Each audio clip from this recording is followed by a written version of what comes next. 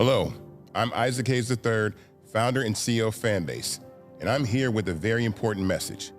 We are at a turning point in the Black community where we must have equity in the apps we use that scale to billions of dollars. But this time, we own the infrastructure, we own the culture, and we shape the future. And Fanbase is the future.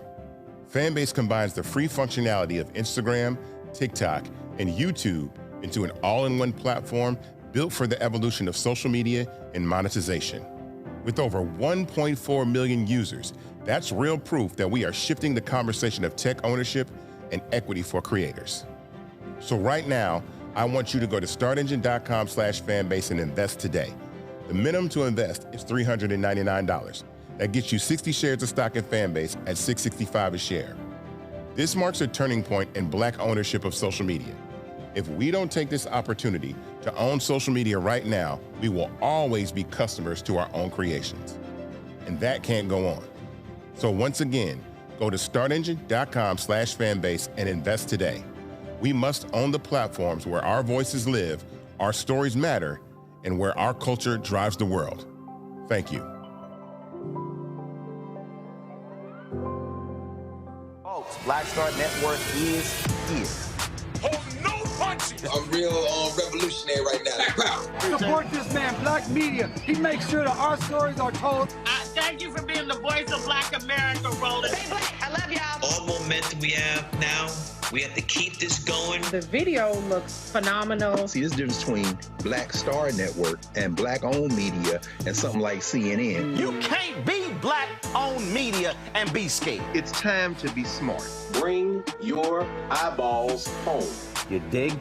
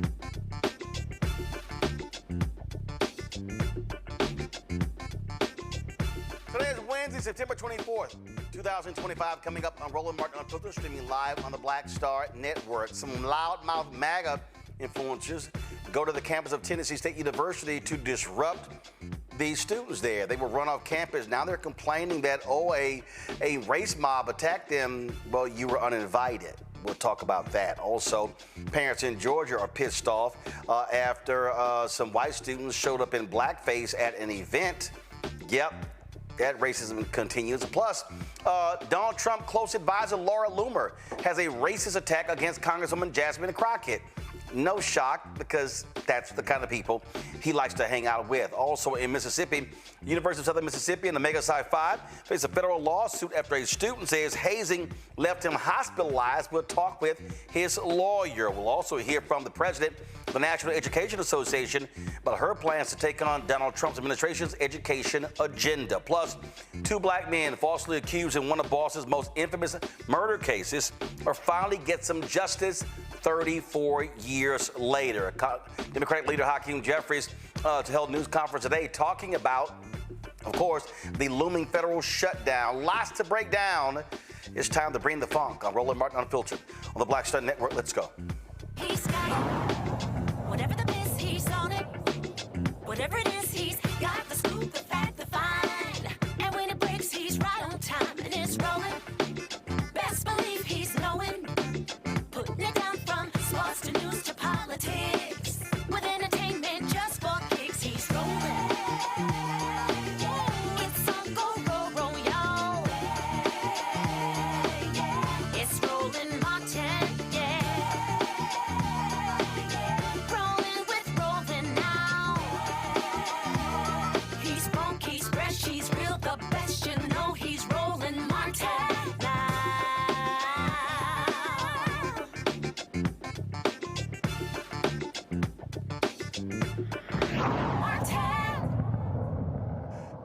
Charlie Kirk being killed, HBCUs were targeted with bomb threats. Now, a MAGA hate group decides to go to Tennessee State University. They call themselves the Freedom Tour. And what they do, they go, Fearless Tour, I'm sorry, they go to these college campuses. Now, here's the deal. They showed up at Tennessee State uninvited, did not seek permission, and set up their table. And the whole point, this is what the whole point was. You see right here, DEI should be legal, deport all illegals now. Then they got upset because students grabbed their signs and tossed them. And then, of course, they were escorted off campus by security. Now, the videos have been going around social media. Let's just roll it, turn the audio up.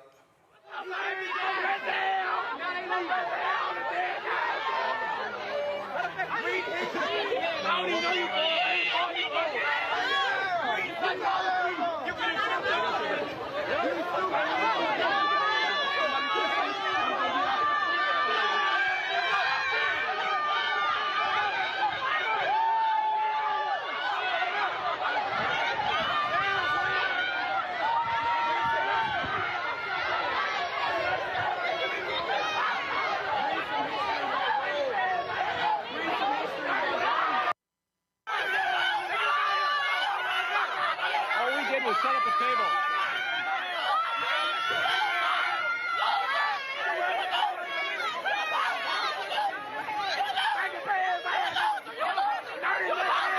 MAGA supporters invaded our HBCU. What is going on over here?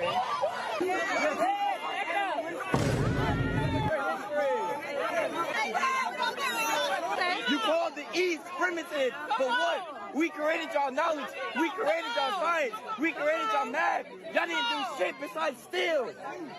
Y'all didn't do anything to your... You guys didn't make shit. You guys touched children. You guys fucked. Showing them the door. We walking them to the door, y'all. I don't even know how they got on campus. We gonna figure that out, but I don't know. They need to get like a trespass, like penalty or something, because Sending them off. Tell him it's that boy. He thought he was gonna come up like Charlie. Yes. Man, yes, yes. Say good job, TSU. Good job. Shout out to my good. Okay, so let's be perfectly clear. They were not authorized to be on campus at all.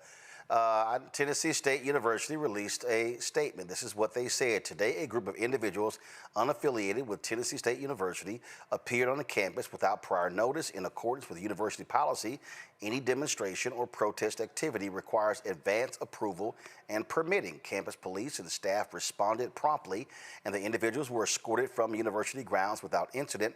At all times, TSU students conducted themselves in a professional and respectful manner. The safety and well-being of our students, faculty, and staff remain our highest priority.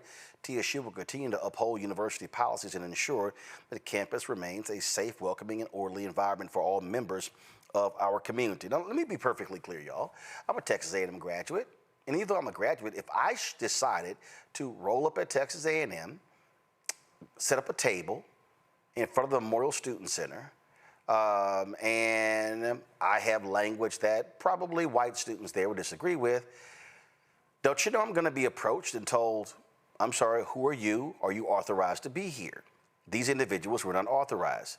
So why do they do this? To get exactly what they got. Their whole goal was to go viral. Their whole goal was to say, oh, look at these folks. They're protesting MAGA. This is ridiculous. And they've been on social media trashing HBCUs, talking about graduation rates, all those things. That's what their goal is. And so let me be real clear. You're going to see this happen again.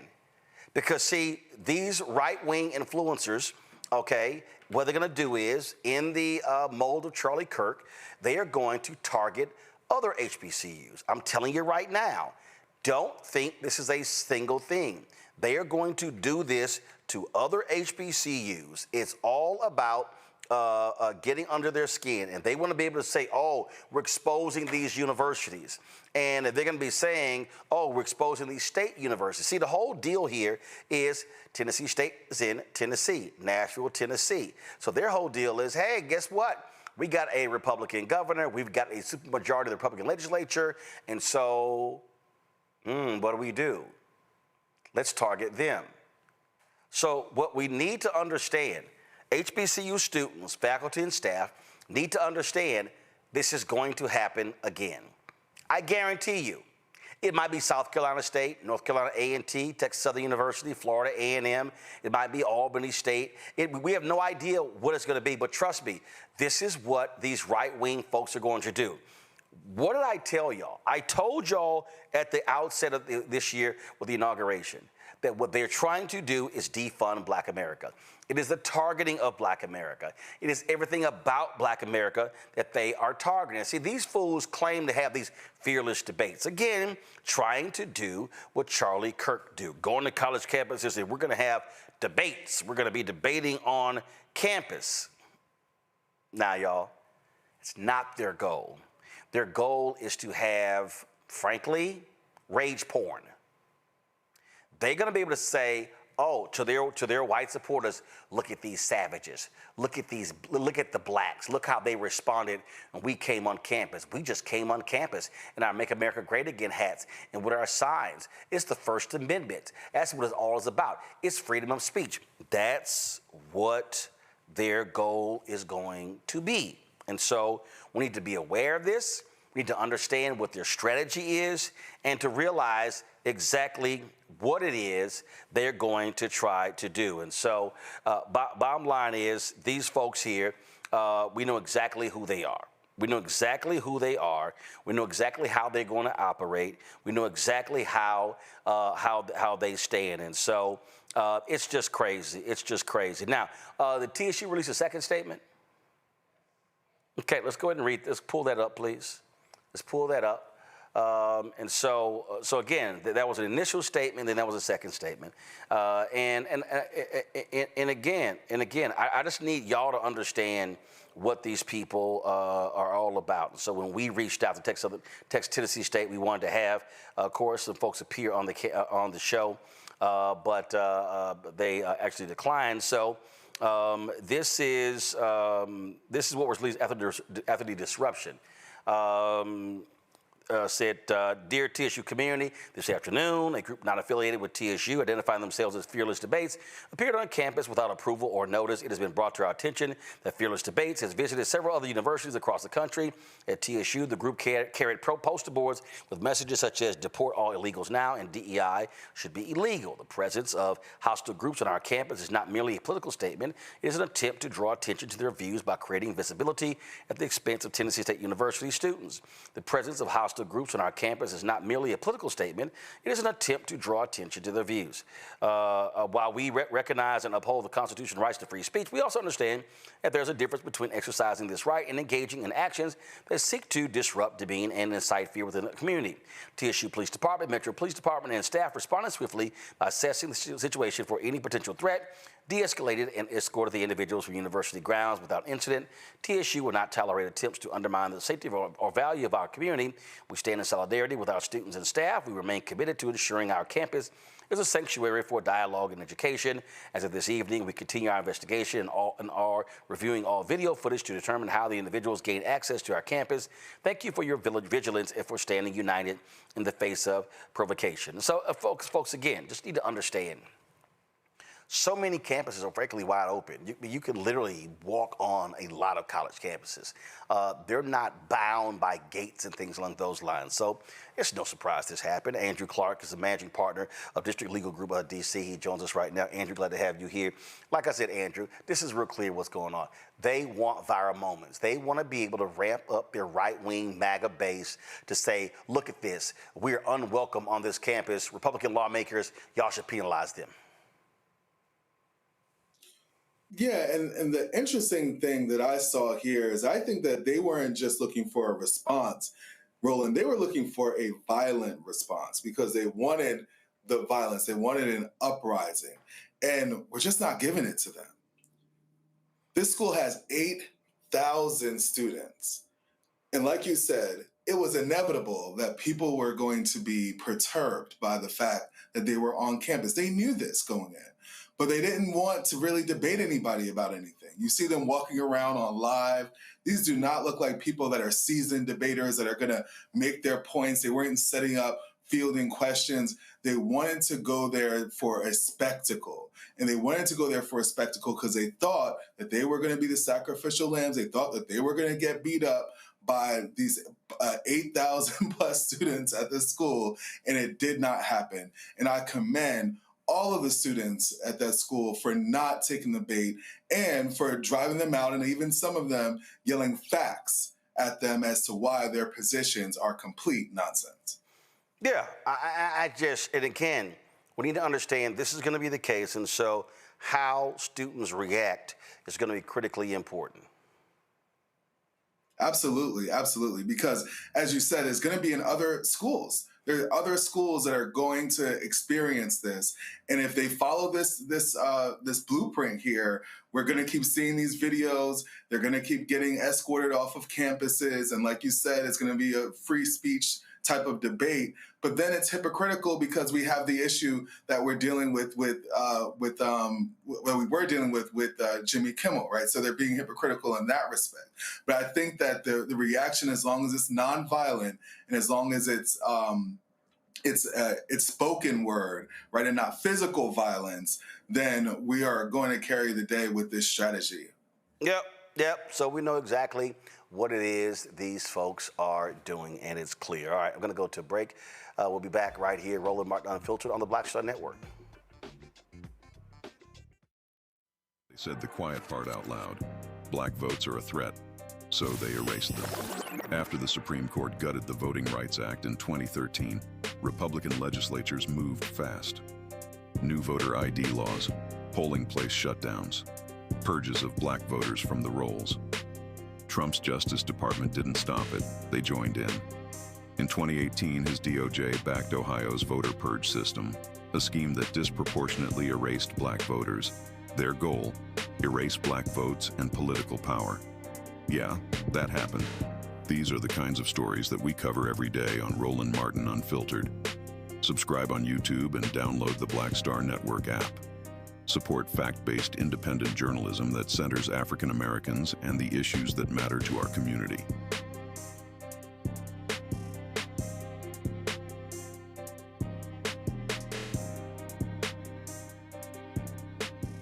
I'm Dr. Greg Carr, and coming up on the next Black Table, we're speaking with Dr. Lucius T. Outlaw Jr., master teacher and philosopher.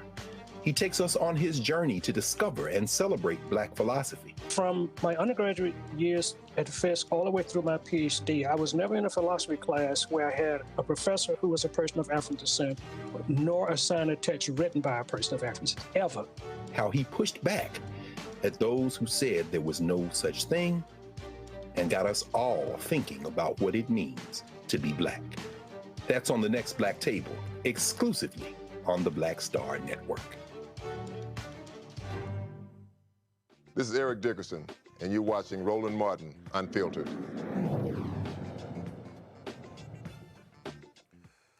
Laura Loomer, one of Donald Trump's closest advisors, launched a racist attack against Congresswoman Jasmine Crockett, posting this.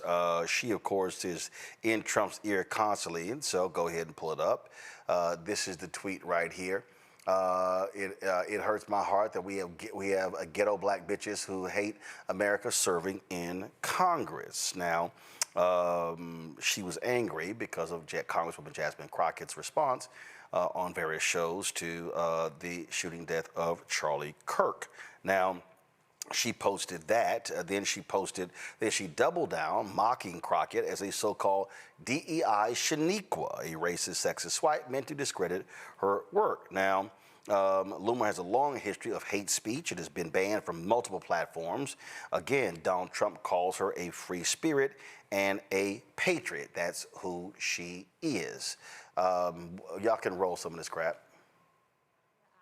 That would ensure that the U.S. court, public agency, or any other legal institution never enforces or legitimizes Sharia law. And yes, there actually is Sharia law. Places like Minnesota, places like Michigan. But now you may have seen this video that has since gone viral in Texas. This video went viral several weeks ago, but I'm going to show you several examples of Sharia law here in America, because some of you are like, wait, what? Sharia law here? And the president himself mentioned Sharia law during his address today at the United Nations General Assembly and said that we can't allow that here in the United States. Let's go ahead and get Representative Randy Fine's legislation up on the screen here for people. So again, I just want y'all to know that Donald Trump listens to her all the time. Donald Trump is taking her advice. She's actually led Donald Trump to fire a number of people from the federal government. But this is who these folks are, okay? They can't make an argument based on substance, so they have to resort to racist attacks. So, Andrew, none of us are shocked by the Loomers of the world. None of us are shocked how they act, how they respond. And so this is Donald Trump, this is MAGA, this is the Republican Party. Yeah, we're not shocked, but it's still jarring to hear in such a public space people speak so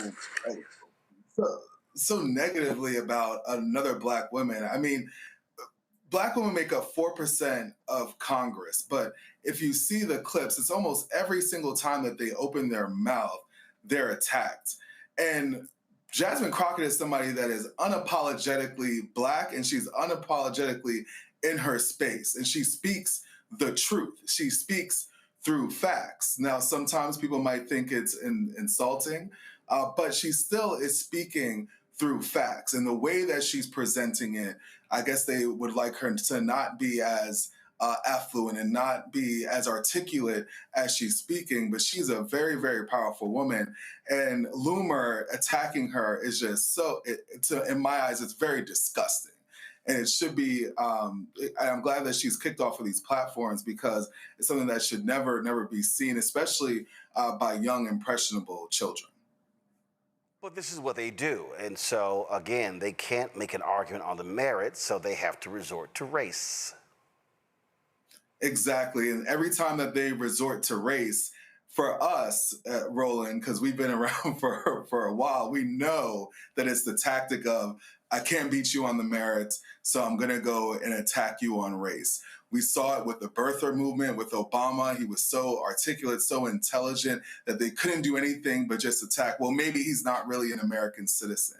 And wake up, because this has got to stop. This division in 2025 has got to stop. It is not black versus white. These are socioeconomic issues. And if white folks would stop voting against their own interests, maybe our country could progress. Yeah, but what they're doing is they're appealing to their base. That's the whole deal. The reality is these folks in their racial language, that appeals to the right-wing base. And Roland, the right-wing base, we have to really examine who the right-wing base is, right? Because if the right-wing base are all racist, if we're just going to categorize them as all racist, then how did Donald Trump win the election? No. It's not categorize. See, it's not. See, this is not the issue. The issue is not categorizing all of the right-wing bases racist. The issue is that racists are very comfortable in the right-wing base. So the tent of the right wing welcomes the racist. Now that is a thought. That is a thought that is chilling to me because Republican. But it's not chilling. David Duke ran as a Republican in Louisiana. Mitch McConnell has a gleeful picture standing in front of a Confederate flag. When the January 6th white domestic terrorists attacked the United States Capitol, they were waving Trump and Confederate flags. This is who they are. The only party that defends Confederate statues and monuments are Republicans. Donald Trump, Pete Hegseth brought back the Robert E. Lee painting at West Point. They brought back the naming of these bases. They embrace that racism in the past. They want to limit the telling of the real history of this country to resort back to his story. So the bottom line is this here. And so they love talking about racist Democrats and the Klan and things along those lines. Well, let's be real clear. The folks who were racist Southern Democrats, they're now Republicans. And now you got to think about, is it the party of racists? Because if Democrats were doing this and supporting this, then you have to kind of, anybody that identifies, right? You can't say that, oh, I identify with their tax policy, so I'm a Republican, and ignore everything else that they're doing. No, they do. No, they do. I was playing golf, and politics came up, and this white guy goes, yeah, I can't stand a lot of the crazy stuff he does, but I'm voting for him because of his policies. So, no, they are making a concerted effort. The folks who vote for Donald Trump are making a concerted effort to actually vote, to make a concerted effort to ignore what he says about women, to ignore what he says about black people, to ignore what he says about, all undocumented workers, they're all criminals. They all came out of prisons. Listen, a white woman made up the story about Haitians eating cats and dogs. And what happened was her animal was actually found. She later apologized. They made it up. But guess what? Donald Trump was on the airplane with Laura Loomer flying to Philadelphia, and it's no shock that that's when he brought it up in the debate against Vice President Kamala Harris. So this is who they are. They know that race works on the Republican side. You press the button of race, white conservatives react. And it shouldn't be like that in 2025. That's the point that I'm making, that in 2025 we should be able to move past race and see that race is not really the deciding factor. Hold on, Andrew, I'm sorry. I know you want this nice Pollyanna world. That world is not here. Lee Atwater, the person who was behind the election of President George H.W. Bush, who was later named the head of the Republican Party, that individual, Lee Atwater said, hey, it's recorded. It's recorded.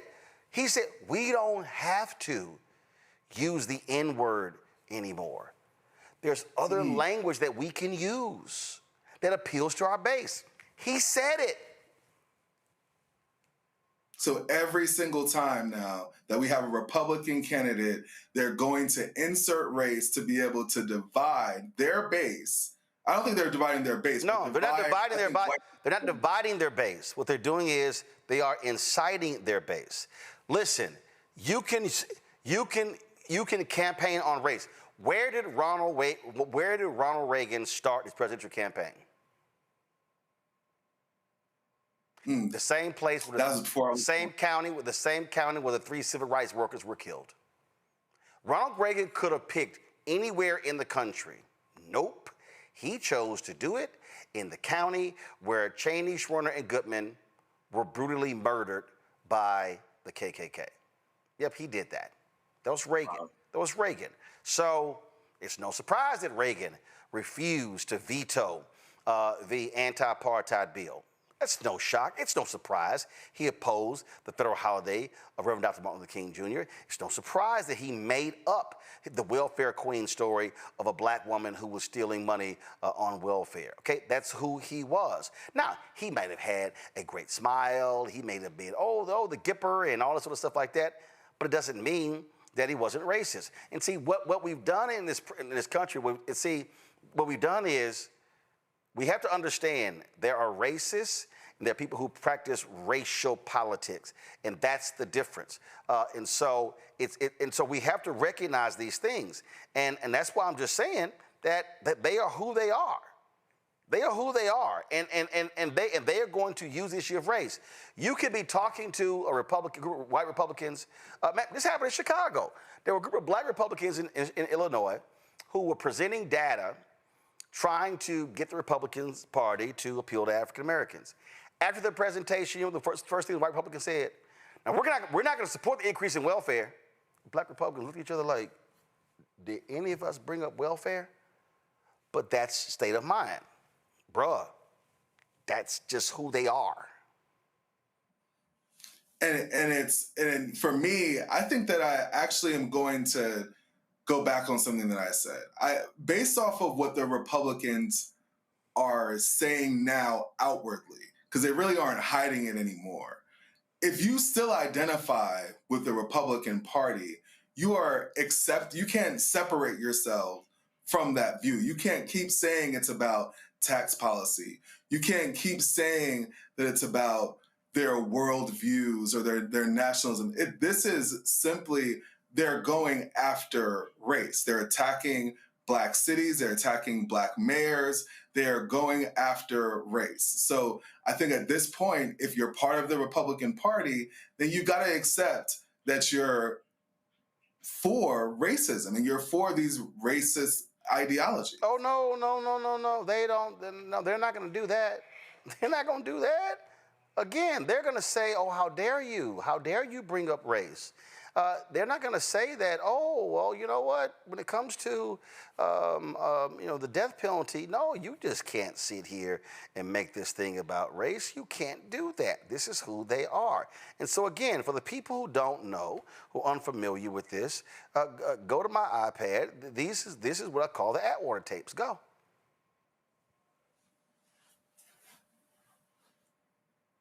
And I want y'all to listen. Turn the audio up. Actual words of one of the top Republican strategists, the late Lee Atwater. Here's how I would approach that issue as a statistician or political scientist, or no, as a psychologist, which I'm not, is how abstract you handle the race thing. In other words, you start out, and now y'all aren't quoting me on this. All right, I won't do it. You start out in 1954 by saying nigger, nigger, nigger.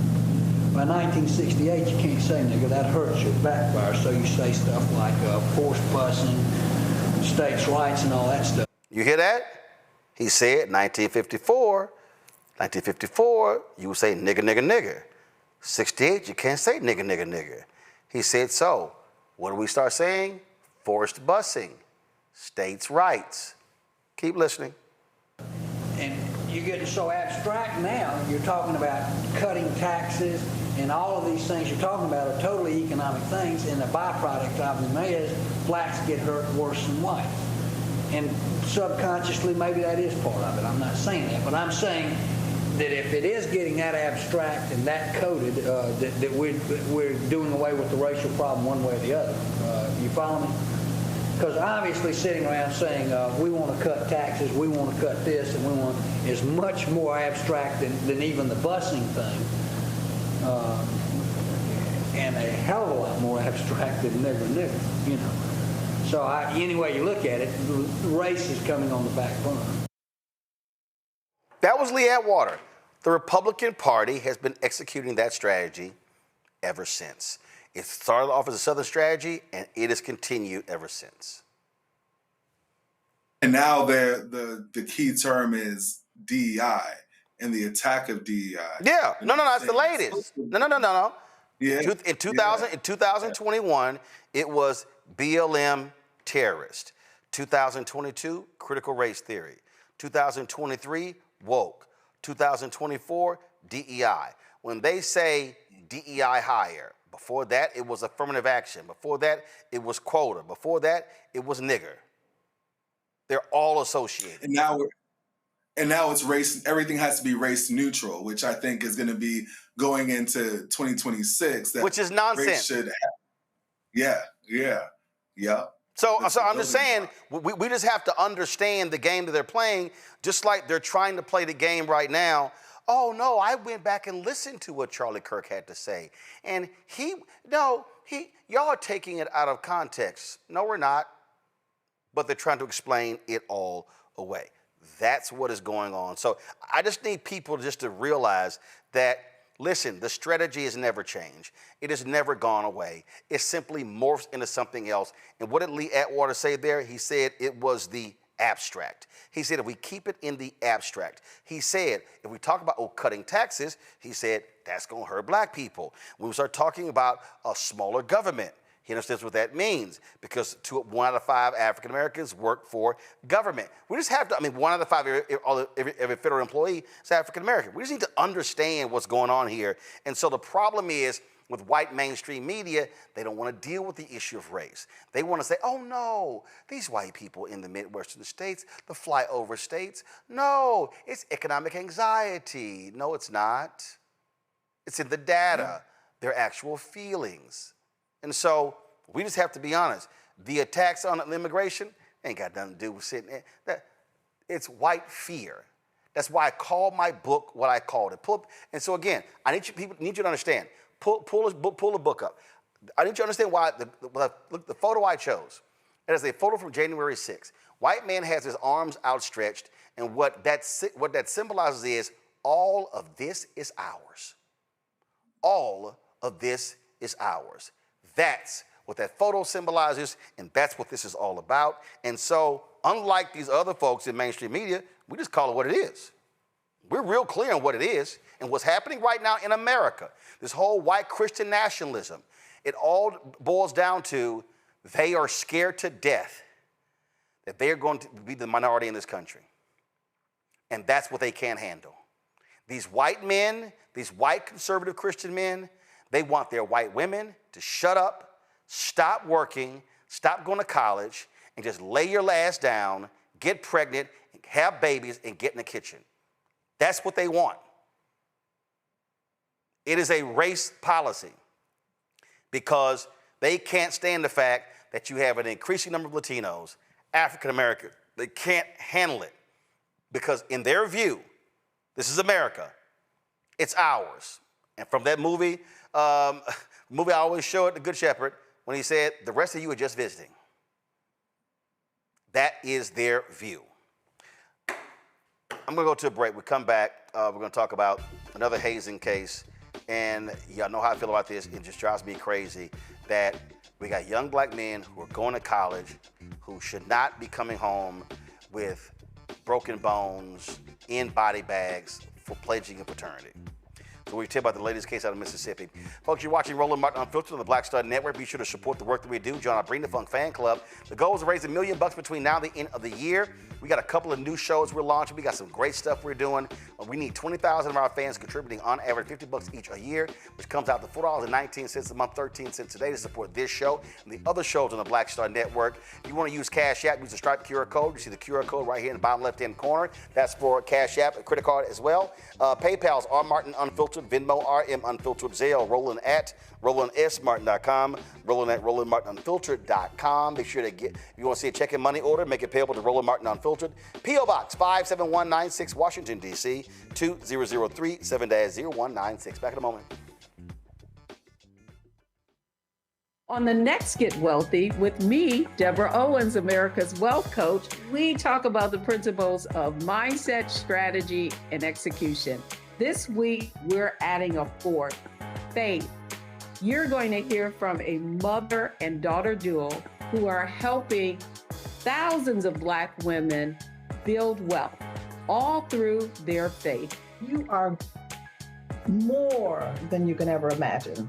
Not just obtaining things to show that, but seeing yourself. Making your faith work for you. That's right here on Get Wealthy, only on Black Star Network.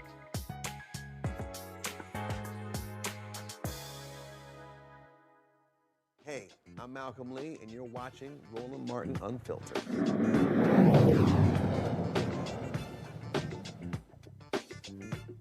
Folks, University of Southern Mississippi and the MAGA Psi Fraternity Incorporated are facing a federal lawsuit from a student who says he was hospitalized after being hazed. Raphael Joseph alleges the abuse began in December 2022, culminating in April 2023 during the fraternity's so-called Hell Night.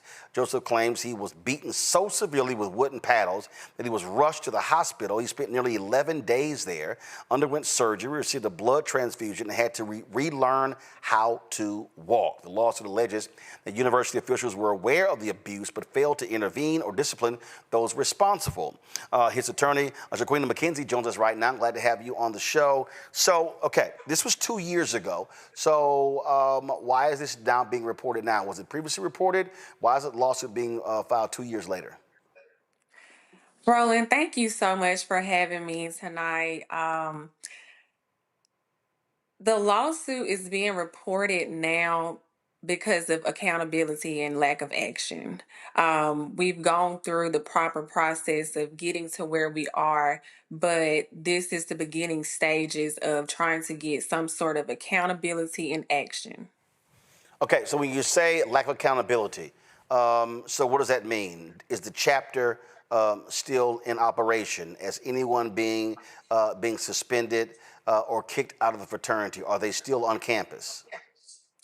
It's my understanding that it's a possibility that they may not be on campus at this time, but when the incident first arose, they were definitely on campus. So but you don't know if today they have a chapter on campus? That's correct. That's correct. Okay. Was there any response from the fraternity? I take it, and first of all, when were you brought onto this case? I was brought on from the onset of the case, so I've been along for the entire ride of the treatment and healing process and everything of that sort. So, has there been any response from Omega Psi-Phi at all? No response. So, meaning y'all have contacted the national office, they've not responded at all? No, we haven't received a response. Okay. No, go ahead. Yeah, they haven't. We tried to, reach out to them and get a response, but there's, like I said, no accountability, no action whatsoever. So, okay. So when this happened, did he pursue charges? Did he call the cops to say, I've been physically assaulted, I want to press charges? Well, unfortunately, I'm not at liberty to discuss the criminal aspects of the case. That would be left up to the prosecution. But according to the complaint, he's seeking damages for the wrongful acts that were taken in a civil matter. No, I understand that. I understand this is a civil lawsuit. What I'm asking is, this took place 2 years ago, okay? And so it took place, he said it culminated on Hell Night in April 2023. He spent 11 days in jail. Did he reach out to authorities to file to press charges against the individuals that actually beat him or allegedly beat him? I'm not sure if he pressed charges, but it's my understanding that there were some criminal aspects to the case, but I don't deal with the criminal side. I left that to the prosecution. No. I understand you don't deal with the criminal side, but the point I'm making is was anybody ever charged, indicted, prosecuted for what took place to him? They were charged. Who exactly, I'm not sure. But I do not know if an actual trial has been held or any type of sentencing. Okay, so you're saying that there were folks who were actually charged. All right, fine. I mean, we'll look that up. But again, I would think that first of all, that would actually bolster your civil lawsuit if that was the case, because if they were actually convicted, I mean, that actually helps your case. So none of that is in your lawsuit. No, none of this lawsuit doesn't deal with anything criminal. Okay, no, I understand it doesn't deal with anything criminal. What I'm saying is, but nothing regarding that is even in the lawsuit. Is he still No. is he still enrolled at the school? He's not, unfortunately, due to the circumstances and all of the events that arose after the incident, the lack of sincerity and just trying to make him feel comfortable from the university and the organization, he had to withdraw from the school. Did he enroll somewhere else? Eventually he did, but that led him to be about 2 years behind, and I think he may have had to even switch his major because it wasn't available at the school that he went to. Andrew, got a question? Yes. In terms of the theory of the case, can you talk to us about, for the civil case, the counts and what the theory is on liability? Yes, in terms of USM, it's all about Title IX. We're alleging that, according to the complaint, we're alleging that USM does not take hazing against males seriously. They take female hazing cases more seriously than they take male hazing cases. According to the complaint, USM brushes off male hazing as boys will be boys, as opposed to if this were a female, they would have taken more accountability and action. This is the whole case is about, they knew that this was going on. This is not the first time that this has happened on USM campus. This is not the first time that it involved a member of Omega Psi Phi. Just a year before, one of the initiates actually came out at his probate on crutches. This was visible for everyone to see, know, and I mean, we're just alleging failure to supervise, failure to investigate, just not protecting my client's civil rights. And also, is this also against Omega Psi Phi fraternity or just the school? We listed both in the complaint. We actually listed multiple parties within Omega Psi Phi, but yes, Omega Psi Phi fraternity is a part of this action. When you say multiple parties, do you mean members of Nu Eta? Yes, we listed the local chapter, the local grad chapter, a couple of the local organizations that may be under an umbrella. We listed everybody that we feel played a role in this action. All right, then. Well, certainly keep us abreast of the outcome of this case. Mr. McKenzie, thanks a lot. Thank you. Folks, last night, Jimmy Kimmel was back on air, issued an emotional monologue, about 28-minute monologue. And it was, of course, total time was 28 minutes. Of course, he became visibly emotional as he recounted the support he received from folks all across the country and the world. He emphasized the importance of free speech, sought to clarify his intentions regarding his comments regarding Charlie Kirk. Disturbed individual.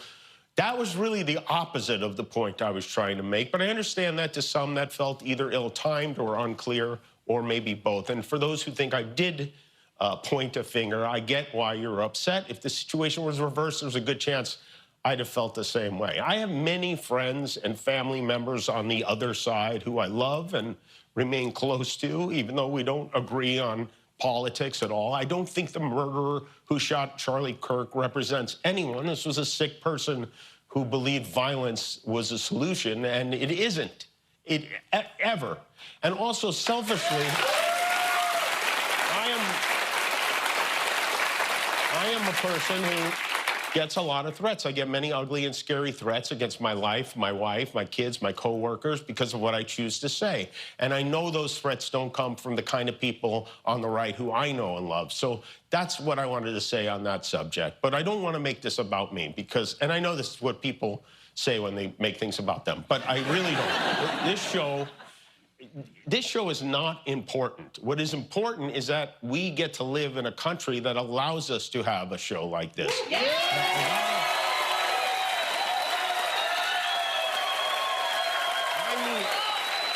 I've had the opportunity to meet and spend time with comedians and talk show hosts from countries like Russia, countries in the Middle East, who tell me they would get thrown in prison for making fun of those in power, and worse than being thrown in prison. They know how lucky we are here. Our freedom to speak is what they admire most about this country.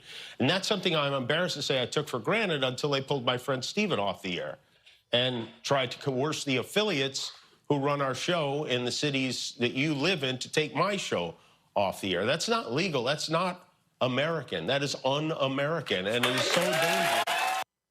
Now, the White House has spent lots of time claiming, oh my God, they had nothing to do with this, that they're not that this was really all about Disney. Really? This is what the twice impeached, criminally convicted con man Donald Trump actually posted on his ridiculous little Truth Social. I can't believe ABC fake news gave Jimmy Kimmel his job back. The White House was told by ABC that his show was canceled. Something happened between then and now because his audience is gone and his talent was never there. Why would they want someone back who does so poorly, who's not funny, and who puts the network in jeopardy by playing 99% positive Democrat garbage? He is yet another arm of the DNC, and to the best of my knowledge, that would be a major illegal campaign contribution, which is BS. I think we're going to test ABC out on this. Let's see how we do. Last time I went after them, they gave me $16 million. This one sounds even more lucrative. A true bunch of losers. Let Jimmy Kimmel rot in his bad ratings. So, Andrew, this is Trump actually contradicting the lies his own people were telling. Yeah, how does he say that he had nothing to do with it, but then he says, well, let's try to get some more money out of them for doing it? It makes absolutely no sense. And then this stream of consciousness, which is clearly a trademark when you know that he's actually the one tweeting, is something that at this point, I don't think that anybody is taking this seriously except for the right. But the problem that we have here is now Jimmy Kimmel, in the clip that you just showed, seems a little bit scared in watching his words, because I've watched him in the past, and he usually is very confident in the words that he's using. And it seems like here that he's being very careful. And I think that that's a sign that the First Amendment is eroding, that now every time he speaks, he's going to wonder, is this something that's going to land the network in a lawsuit? Is this something that's going to get my job taken away from me again? And I think that all journalists and comedians, because that's what he is at the end of the day, he's a comedian, that they're going to all, on national television, they're all going to start changing. They're going to start changing their act. And unfortunately, the jokes may not be as funny because of it. Well, look, we know how ridiculous he is. We know how shameful he is. And so the right is really just playing this up, loving this, and that's just who these people are. So it's utterly ridiculous in terms of how they're responding. But it's no shock. It's no shock. And so these people just, frankly, meaningless to me whatsoever. And so that's what they do. If you want to talk about stupid and how petty, childish, sophomoric Donald Trump is, so this idiot has now unveiled this portrait, this row of portraits. And it really is despicable what he's done. So let me show y'all this. Give me 1 second. So I saw this earlier on the Twitter feed of this Margot Martin, who is a special assistant to the president and communications advisor. So Trump, who is just doing stupid stuff. So You know, that walk to the White House, we've often seen videos, pictures, you know, in movies as well. And usually, so you have the colonnade, got the columns, and you got the wall. So Donald Trump decided, you know, he can't just, he can't help himself. He has to slap something on any wall. So this idiot has now put up what is called a presidential walk of fame. Okay, come on, go my iPad. I don't get it, but look how just stupid this is, okay? But I want to show you how childish he is, okay? So then you see, for some reason, I don't get it. He decides to elevate the Bill Clinton, George W. Bush, Barack Obama, then his ridiculous photo. Then what he's done, he is so trash. He's so trash. Instead of a photo of President Joe Biden, he puts up a photo of the auto pen with Joe Biden's signature. And then we get to see his shameful, ugly mug. Andrew, this is what I mean by a childish, despicable human being. I mean, I was going to ask first, because I think I'm still believing that I'm dealing with a logical... No, you're not. No, you're not. You weren't 4 years. You weren't 8 years ago. You're not dealing with it now. These people are childish, pathetic, and they're despicable. And they're just coming up with new ways just to push the envelope. You know, somebody in a meeting had to have said, hey, look, we're not going to put up his picture because we hate him that much because he beat us. So we're going to go ahead and just put up a signature instead, right? And let's make fun of him that way. And then us also, you know, tilt things up so that everyone knows who's at the top because I'm at the top because I'm the best, right? I don't have a very good Donald Trump impression, but I imagine that that's how the meeting went. There was no opposition. Everybody probably had a good chuckle out of it. And then they pushed it out to the masses to disrespect a very good president and Joseph R. Biden. So I'm not surprised. But every time I see things like this, I always am just like this. They just keep pushing the envelope further and further away from being professional and from being actual politicians and government officials that we can actually take serious. Well, we can't take this one serious. All right, gotta go to a break. We come back. Donald Trump is constantly attacking educators, and so are all these other MAGA folks all across the country. The National Education Association, the NEA, they're doing all they can to fight back. We'll talk to their president next, right here, Roland Martin Unfiltered on the Black Star Network. They said the quiet part out loud. Black votes are a threat, so they erased them. After the Supreme Court gutted the Voting Rights Act in 2013, Republican legislatures moved fast. New voter ID laws, polling place shutdowns, purges of black voters from the rolls. Trump's Justice Department didn't stop it, they joined in. In 2018, his DOJ backed Ohio's voter purge system, a scheme that disproportionately erased black voters. Their goal, erase black votes and political power. Yeah, that happened. These are the kinds of stories that we cover every day on Roland Martin Unfiltered. Subscribe on YouTube and download the Black Star Network app. Support fact-based independent journalism that centers African Americans and the issues that matter to our community.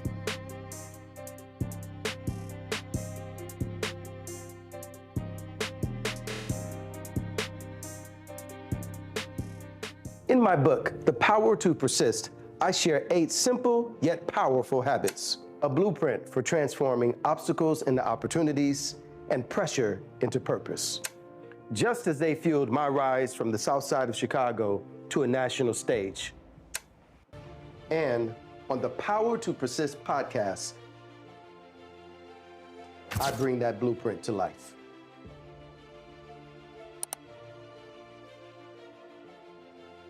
This week on The Other Side of Change. Hurricane Katrina, 20 years later.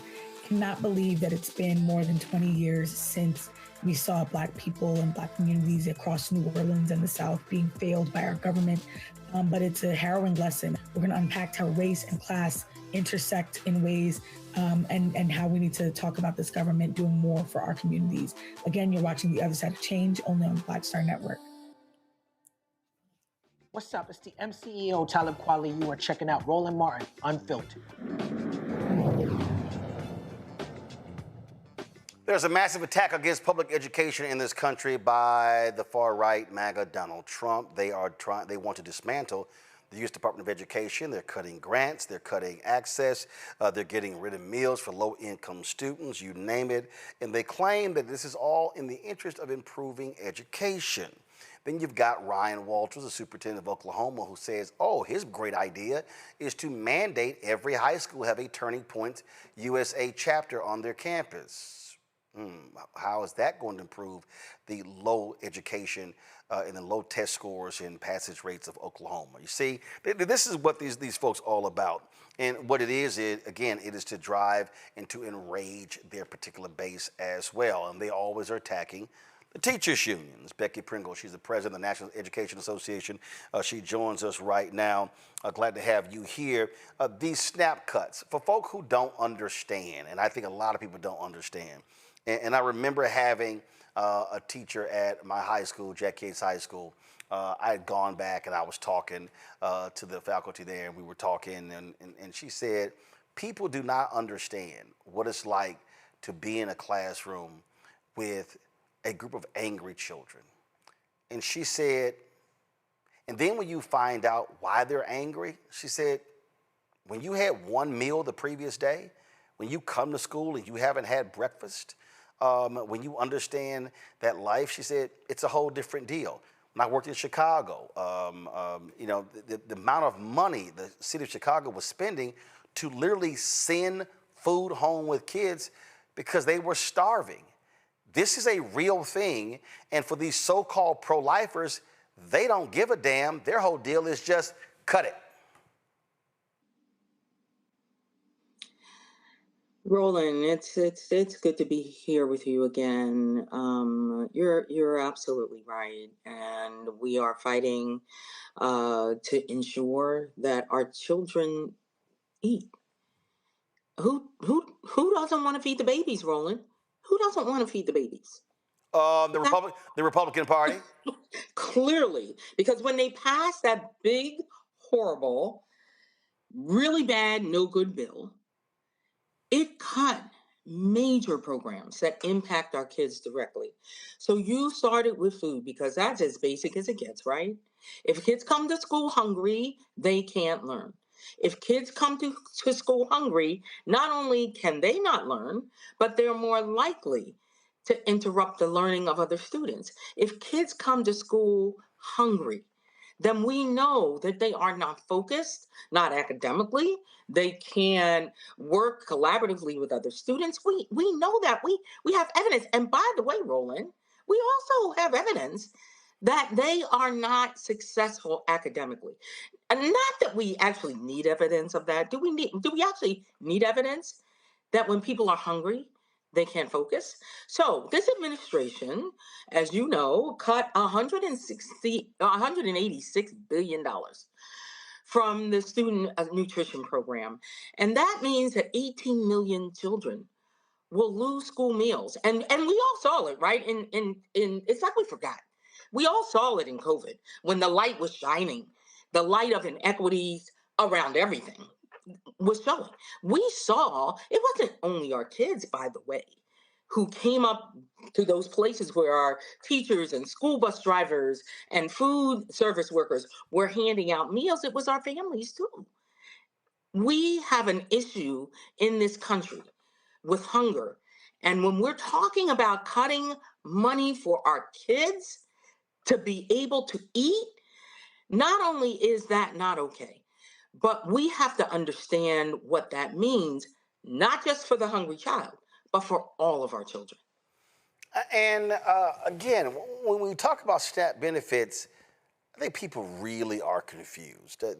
Some people seem to have this idea that we're just giving people, you know, $1,000, $2,000, $3,000 a month to buy food. That's not what the average SNAP benefit is. It's not, and let me add to that too, Roland, because I know you've heard this too. That many people don't believe they benefit from SNAP benefits. But let me just point out 2 states. In Texas, over 3 million kids depend on those benefits. That's 2/3 of our children in that state. When we go to Mississippi, it's the majority, vast majority of the students that are depending on that. And then when we add to it the cuts to Medicaid, most people don't know that over 40% of our kids get their health care from Medicaid. So combined, how in the world do we think our kids can be successful, not only in learning, but in life? Well, guess what? They're not going to have those opportunities and access. They're not going to advance academically or be able to work collaboratively and solve these wicked problems that are facing this country. They're not going to be able to do that if they are hungry and they're not healthy, I'm sitting here looking at, this is a CBS news story. Give me 1 second. I'm going to pull this up because I think people need to understand. They lay out about 2.4 million people, or about 6% of enrollees could lose access to SNAP. They also, their story says, millions more will see their monthly benefit amounts shrink because of other changes mandated by the law, such as a new restriction on how an individual's benefits are calculated. The total pool of people who will either be cut from SNAP or see smaller monthly benefits could reach 22.3 million U.S. families, according to a July analysis from the Urban Institute. About 42 million individuals in 22.3 million households received food stamps in 2023, according to a U.S. Department of Agriculture report on the program. Again, it's food. And these folks have been going through you can't buy certain food items. How dare you? You be buying lobster. What are you doing? Stuff along those lines. And you just sit here and you just shake your head and you're like, what the hell is wrong with you? And here's the other deal. A whole bunch of these people, because see, again, a lot of these average white people out here thinking, oh, that's the black folks, they're helping illegal. No. They're cutting the benefits of poor white people. It's one of the reasons why Roland and I talk about the outsized impact in rural communities. And we have rural white communities, we have rural black communities, rural indigenous communities. And the impact is outsized because those communities depend on funding from the federal government more than others. And let me add this too, Roland, because this is something that a lot of people don't know. When the Trump administration decided to cut everything that supports the American people, some of the things that that folks didn't know that is directly tied to health and food, and that is just cuts to the U.S. Department of Agriculture. People don't know that those cuts actually impacted our schools in this way. We were not getting the funding that we had gotten previously for creating and making healthy foods. We had done so much work, Roland, during the Biden administration to really not only talk about feeding kids, but making sure that they had healthy foods. So during that administration, we really dug into what's called scratch cooking. And you and I know what that is. And not everybody knows what that is. You know, Roland, my mom was the head cook at a Head Start center in Philly. And I'm going to tell you, my mother could do some stuff with government-issued cheese that would make you want to slap your mother. Not mine, of course. Every official from the school district that can find their way to her Head Start Center for that Wednesday Thanksgiving meal, because she knew how to do scratch cooking. And the U.S. Department of Agriculture was providing funds to schools so we could teach our food service workers how to do that kind of scratch cooking so they could work with healthy ingredients and fresh foods. Cut. So it's not only the food itself, but it is the quality of the food too, Roland. And that's what we're talking about when we talk about not doing what we must so that our kids can learn and they can live and they can thrive. This was a graphic of that CBS story that's pretty interesting. And so here's what's crazy. You're talking about SNAP benefits on the high end of $231 a month. And it shows that each state, people who are expected to lose at least $25 a month. Some people can lose more. We're not talking about lots of money. That's what's crazy. But guess what? If you were getting $231 or you were getting $100 and you got $25 cut, yeah, that's a big number. That's a huge cut. It is a huge cut. And one of the things that we've been doing at the NEA, Roland, is, when people hear you quote those numbers, it doesn't become real for them. They can't, who understands the billions of dollars? Well, there are some people who understand that, but the average person doesn't understand that.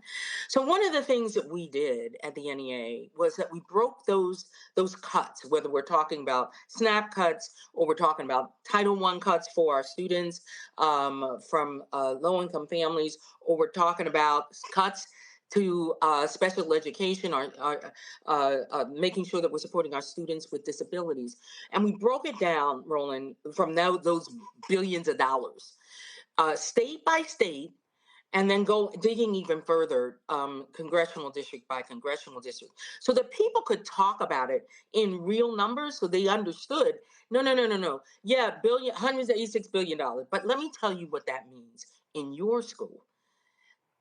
Let me tell you how many kids in your school will not eat. Let me tell you how many kids in your community will go hungry. That's what we have to do. And I invite your listeners to go to nea.org/protect so you can get more information and you can break it down, because we've got to engage in that, organizing 101, where we're having those conversations with individual people so they understand how it's impacting their students, and then how that impacts all students.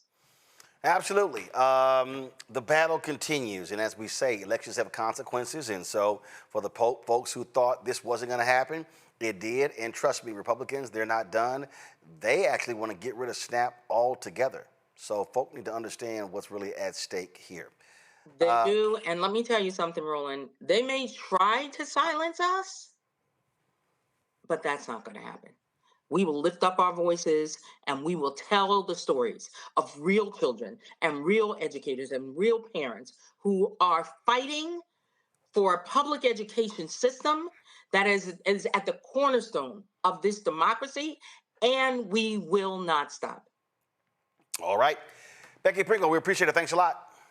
Thanks, Roland. All right, folks, going to break. What happens when a candidate running for governor, talking about education, says segregation? Not bad. That happened in New Jersey. I'm going to play it for you when we come back. Roland Martin Unfiltered, the Black Star Network. Support the work that we do. Join our Bring the Funk fan club. Your dollars are critically important. The goal is to get 20,000 people on average contributing $50 each a year. That's $4.19 a month, 13 cents a day. Support this show, the other shows on the Black Star Network, the new shows we're adding. We're going to be adding 2 new shows, maybe 3 shows by the end of the year. A lot of things going on, but your support is critically important. If you want to contribute via Cash App, use the Stripe QR code. You can also use the QR code for credit cards as well. PayPal's R Martin Unfiltered, Venmo's RM Unfiltered, Zelle, Roland at RolandSMartin.com, Roland at RolandMartinUnfiltered.com. Checks and money order, make it payable to Roland Martin Unfiltered, P.O. Box 57196, Washington, D.C., 20037 7-0196. Back in a moment. I'm Dr. Greg Carr, and coming up on The Next Black Table, we're speaking with Dr. Lucius T. Outlaw Jr., master teacher and philosopher. He takes us on his journey to discover and celebrate Black philosophy. From my undergraduate years at Fisk all the way through my PhD, I was never in a philosophy class where I had a professor who was a person of African descent, nor assigned a text written by a person of African descent, ever. How he pushed back at those who said there was no such thing, and got us all thinking about what it means to be Black. That's on The Next Black Table, exclusively on the Black Star Network. Hello, I'm Isaac Hayes III, founder and CEO of Fanbase, and I'm here with a very important message. We are at a turning point in the Black community where we must have equity in the apps we use that scale to billions of dollars. But this time, we own the infrastructure, we own the culture, and we shape the future. And Fanbase is the future. Fanbase combines the free functionality of Instagram, TikTok, and YouTube into an all-in-one platform built for the evolution of social media and monetization. With over 1.4 million users, that's real proof that we are shifting the conversation of tech ownership and equity for creators. So right now, I want you to go to startengine.com/fanbase and invest today. The minimum to invest is $399. That gets you 60 shares of stock in Fanbase at $665 a share. This marks a turning point in Black ownership of social media. If we don't take this opportunity to own social media right now, we will always be customers to our own creations. And that can't go on. So once again, go to startengine.com/fanbase and invest today. We must own the platforms where our voices live, our stories matter, and where our culture drives the world. Thank you. This week on the other side of change. Hurricane Katrina, 20 years later. Cannot believe that it's been more than 20 years since we saw Black people and Black communities across New Orleans and the South being failed by our government. But it's a harrowing lesson. We're going to unpack how race and class intersect in ways and how we need to talk about this government doing more for our communities. Again, you're watching The Other Side of Change only on the Black Star Network. Hi, I'm Swing Cash, Basketball Hall of Famer, and you're watching Roland Martin Unfiltered.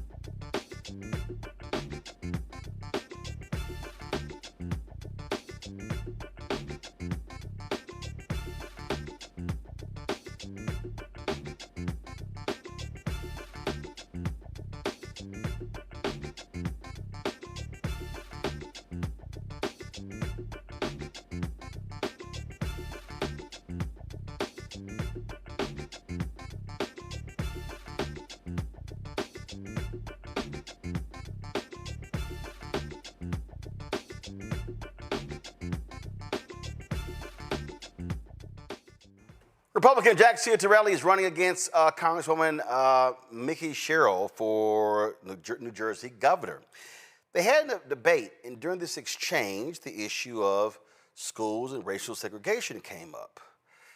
Listen to what homeboy said. Since 2018, New Jersey has been embroiled in a lawsuit arguing more needs to be done to improve the state's segregated school districts, a problem rooted in long-standing housing discrimination and the number of small districts. Would you continue fighting this in court, and what do you think New Jersey can do to achieve less segregated schools? We do have the most segregated schools, but I wonder if we would be having this discussion if the performance of schools with predominantly Black student populations were outperforming schools with predominantly white populations. We need to get back on day one to improving all of our schools, and I intend to do that with a high-impact curriculum. New Jersey recently slipped from 2 to 12 on the national report cards. Most of that's because we haven't made up for all the learning loss following the pandemic when Phil Murphy and the Democrats shut down our schools for 2 years. We opened up our nursing homes, but we closed down our schools. Louisiana and Mississippi have moved significantly. Louisiana from 48 to 32 with a high-impact curriculum. What is that exactly? If your child is behind grade level in any of the critical life skills like reading, writing, and math, that child will spend the next market period and the one thereafter doing nothing other than reading, writing, math to get them on grade level. The data is clear. I'm a data-driven guy as an MBA CPA. If the child is not on grade level for reading, writing, math by the end of 8th grade, more than likely they will be underemployed their entire life. So while that lawsuit proceeds, let's fix the schools on day one with a high-impact curriculum.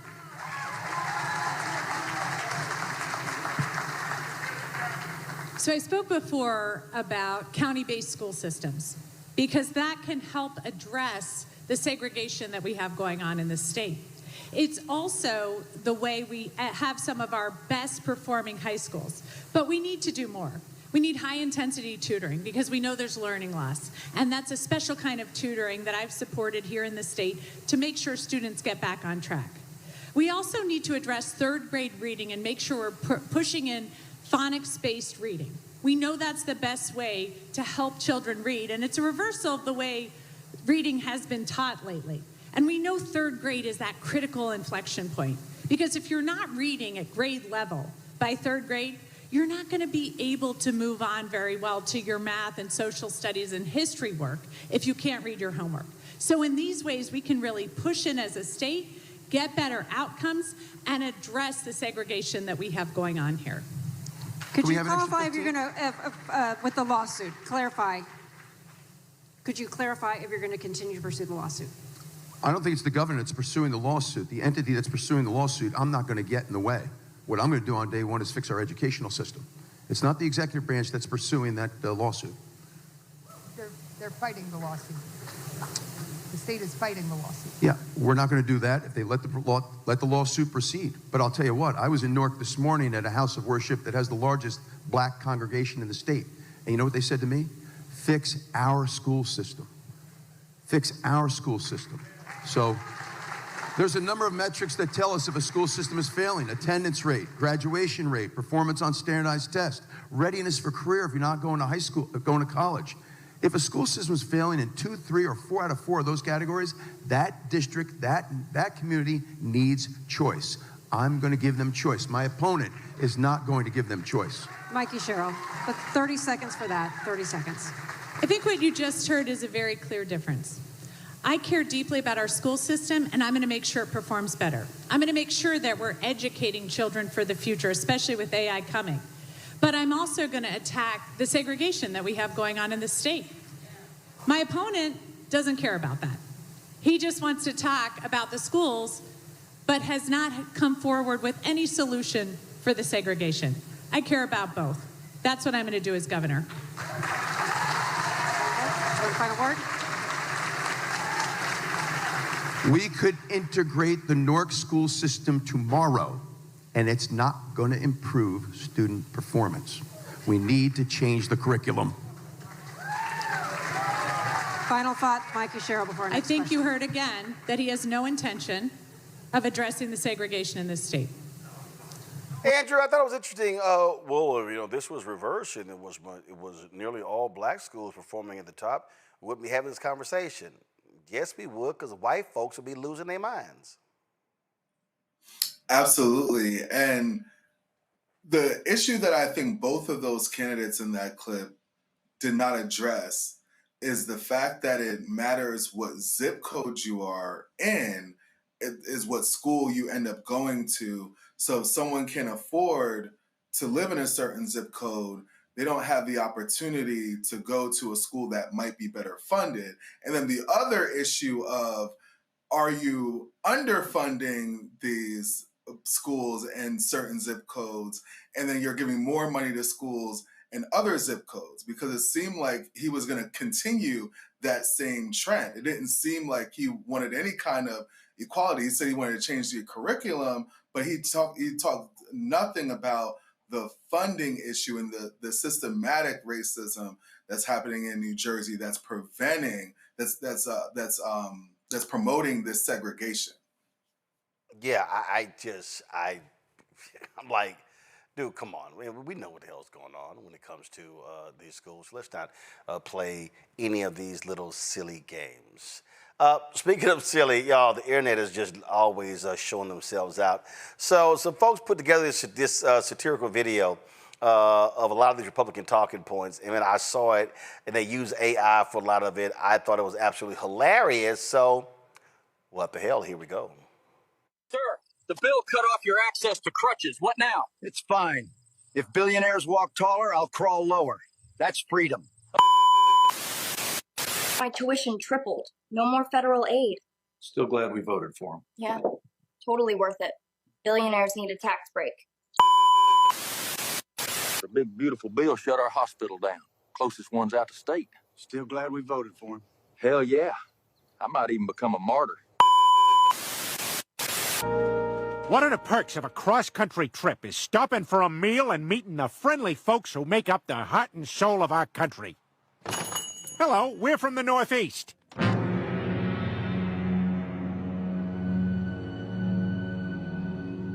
Okay, then. We'll do 55 pancakes to go. Trump! Trump! Trump! Trump! Trump! Trump! Trump! Trump! Trump!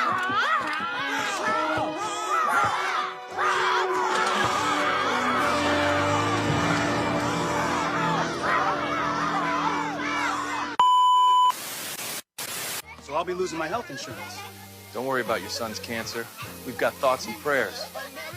Billionaires needed another yacht. They raised our taxes and cut Medicare. I'm gonna die. Still glad we voted for them. You're right. Anything for our king. And now, a word from our sponsors. Side effects of this budget may include homelessness, poverty, and bankruptcy. Please consult your local representative. Andrew, I thought that was great. I mean, because it's right. All these people here voting against their own interests, and they should be exposed. They should. And kudos to whoever did that video. I thought that was great. And, they absolutely just voting against your interests, and that just put it together so perfectly. I thought that was great. Yep, I thought it was on point. Speaking of on point, how American media covered Donald Trump's stupid speech to the United Nations was really pathetic. And this fool is still going on and on and on. We're going to figure out, who turned my teleprompter off and the escalator stopped working. I'm like you're a petulant little child. But the folks at the BBC, they had no problem eviscerating Donald Trump, showing the level of pettiness and stupidity and the lie after lie after lie. If y'all want to see how mainstream media in America should be reporting on this, watch what the BBC did. President Trump has addressed world leaders at the United Nations in New York for the first time in 5 years.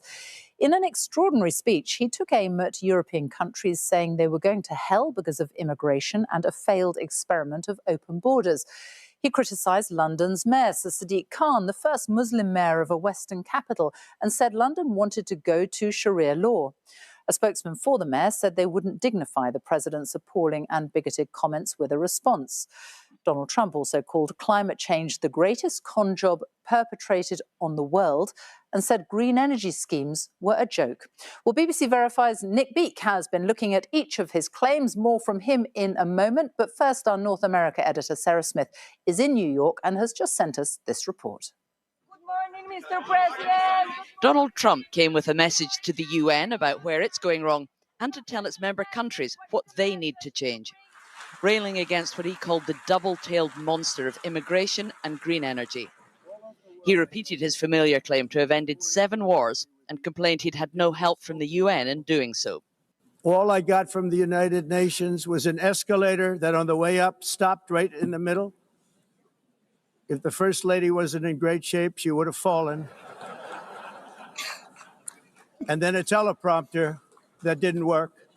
These are the 2 things I got from the United Nations, a bad escalator and a bad teleprompter. Thank you very much. The escalator stopped just as he got on, a perfect illustration for Mr. Trump of everything he thinks is wrong with the UN. He talked about the conflicts he's not been able to end in Ukraine and in Gaza, criticising nations like the UK who have recognised Palestinian statehood. We can't forget October 7th, can we? Now, as if to encourage continued conflict, some of this body is seeking to unilaterally recognize a Palestinian state. The rewards would be too great for Hamas terrorists for their atrocities. This would be a reward for these horrible atrocities. On Ukraine, he said he could impose much tougher sanctions on Vladimir Putin, but won't unless European countries stop buying energy from Russia. And Europe has to step it up. They can't be doing what they're doing. They're buying oil and gas from Russia while they're fighting Russia. It's embarrassing to them, and it was very embarrassing to them when I found out about it, I can tell you that. But they have to immediately cease all energy purchases from Russia. Otherwise, we're all wasting a lot of time. Immigration, he said, is destroying countries around the world, saying Europe in particular is in serious trouble. They've been invaded by a force of illegal aliens like nobody's ever seen before. Illegal aliens are pouring into Europe. Nobody's doing anything to change it, to get them out. It's not sustainable. He singled out Sadiq Khan, the mayor of London, for criticism. I look at London, where you have a terrible mayor, terrible, terrible mayor. And it's been so changed, so changed. Now they want to go to Sharia law. But you're in a different country. You can't do that. Mr. Khan has said he's not going to dignify these bigoted comments with a response. Would be too great. The other great threat facing the world, according to President Trump, is not climate change, but attempts to halt it with renewable energy. Global warming, he said, is a hoax. It's the greatest con job ever perpetrated on the world, in my opinion. He specifically chided the UK for not drilling for more oil under the North Sea. For almost an hour, he lectured world leaders on what they're doing wrong, as he bragged about what he sees as his great successes in office. But first, let's go to BBC Verify's Nick Beake in Washington. And Nick, you've been going through some of the claims. Let's start with London wants to go to Sharia law.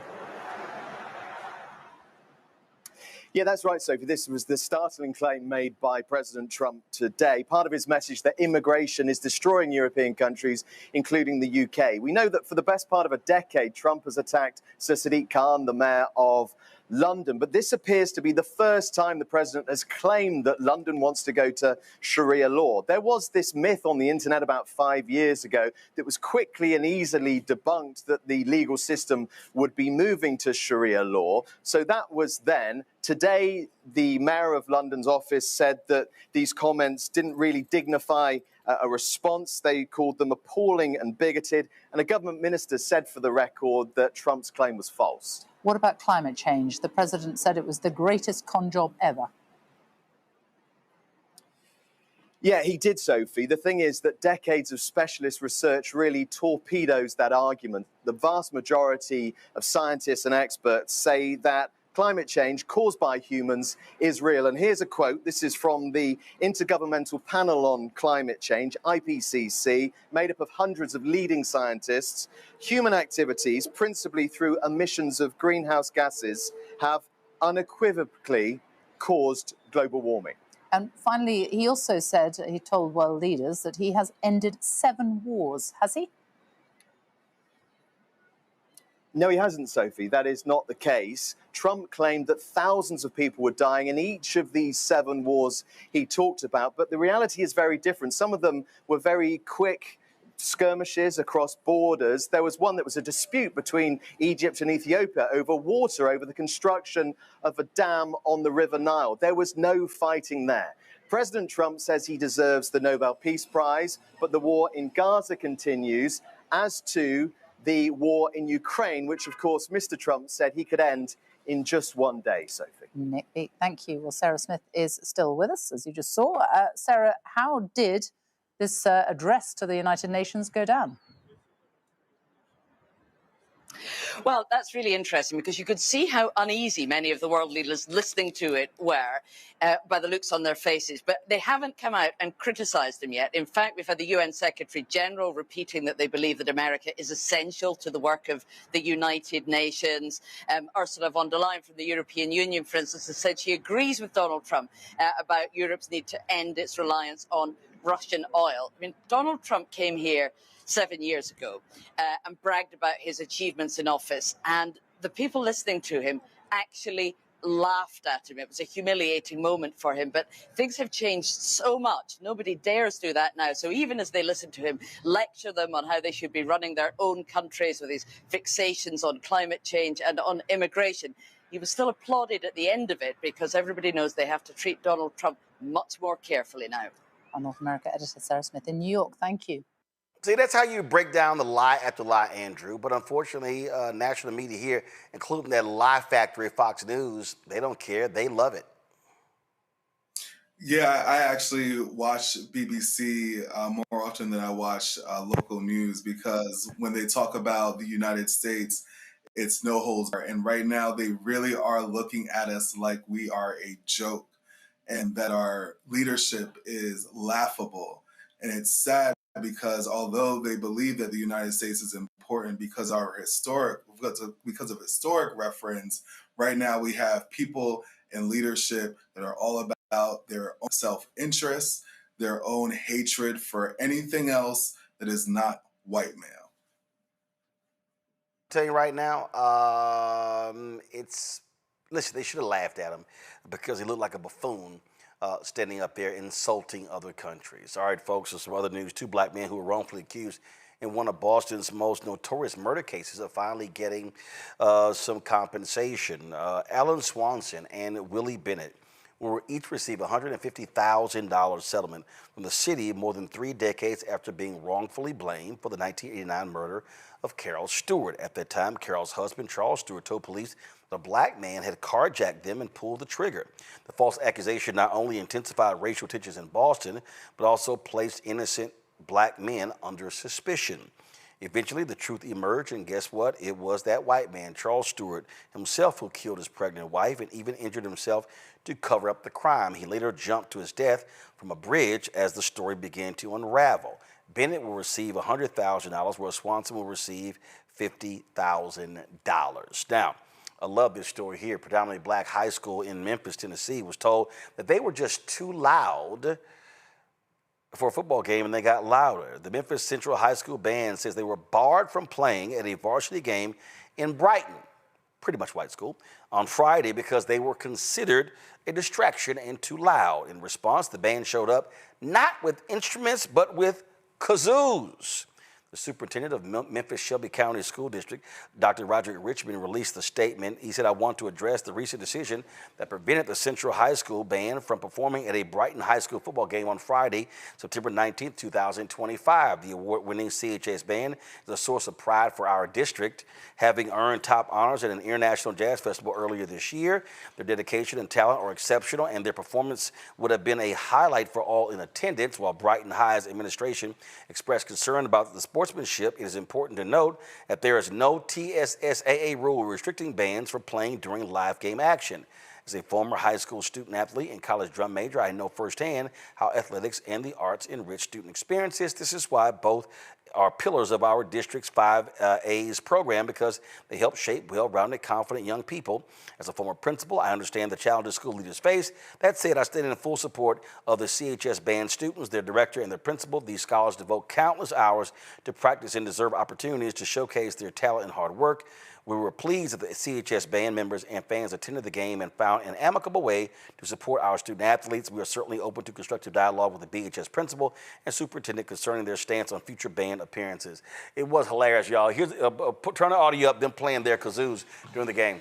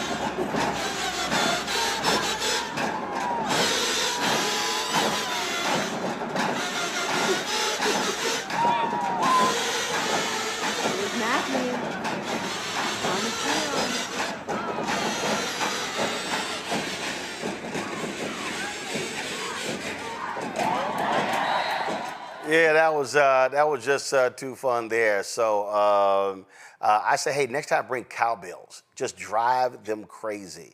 Have cowbells ringing all day, Andrew, just to piss them off. Yeah, yeah. And I mean, I love football just like the next person. Actually ref high school games on the weekends. But the band is why people are coming to these games. And I don't understand why you would not want these kids to play. But it's so funny, Roland, because you set that up in the beginning of this show. You talked about how we all need to be mindful that they're not just going to come out and say the N-word anymore, but they try to build these rules and attack these different rules to say, no, this is giving your team an advantage because now your team is hyped. They have some rhythm. They got their music. They got their band playing in the background, and they're killing us. So we got to get this band out of here. We need some kind of noise ordinance. And now these kids are so sophisticated and so creative that they said, well, fine, let's just go ahead and bring out the kazoos. I love it. Yeah, just pretty stupid. But you know what? That's how it is. All right, going to a break. We come back. Democratic House Leader Hakeem Jeffries spoke today about the budget impasse. We'll show you some of that when we come back. Roland Martin Unfiltered on the Black Star Network. In my book, The Power to Persist, I share 8 simple yet powerful habits, a blueprint for transforming obstacles into opportunities and pressure into purpose.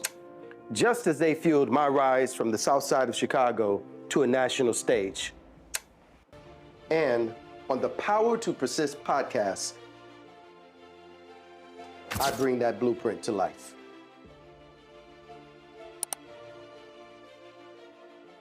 Said the quiet part out loud. Black votes are a threat, so they erased them. After the Supreme Court gutted the Voting Rights Act in 2013, Republican legislatures moved fast. New voter ID laws, polling place shutdowns, purges of black voters from the rolls. Trump's Justice Department didn't stop it, they joined in. In 2018, his DOJ backed Ohio's voter purge system, a scheme that disproportionately erased black voters. Their goal, erase black votes and political power. Yeah, that happened. These are the kinds of stories that we cover every day on Roland Martin Unfiltered. Subscribe on YouTube and download the Black Star Network app. Support fact-based independent journalism that centers African Americans and the issues that matter to our community.